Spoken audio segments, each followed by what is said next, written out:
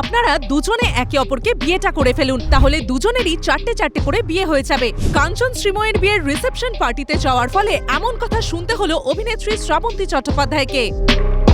কাঞ্চন মল্লিক, যিনি সদ্য ৩ নম্বর বিয়েটা করেছেন তার দীর্ঘদিনের চর্চিত প্রেমিকা ছোট পর্দার অভিনেত্রী শ্রীময়ী চট্টরাজকে, সেই সামাজিক অনুষ্ঠানটিতে ইন্ডাস্ট্রির নিকটতম বন্ধু-বান্ধব এবং সহকর্মীদের আমন্ত্রণ জানিয়েছিলেন কাঞ্চন শ্রীময়ী দুজনেই।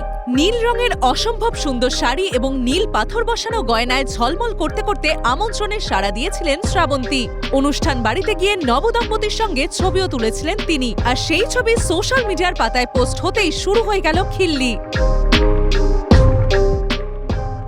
কাঞ্চন এবং শ্রাবন্তীর নিজ নিজ ব্যক্তিজীবনে রয়েছে ৩টি বিয়ে করার শিলমোহর। টলিপাড়ায় এই মুহূর্তে ৩বার বিয়ে করেছেন এমন তারকা আছেন কয়েকজন।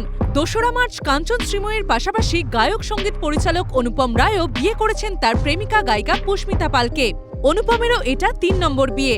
আর এই ২ বিয়ের খবর জানা মাত্রই শান্তিতে থাকা শ্রাবন্তীকে টেনে নামানো হয়েছে ময়দানে। তার কি অপরাধ? তিনিও যে ৩টে বিয়ে করেছেন, আর সেই ৩টে বিয়ের একটাও টেকেনি।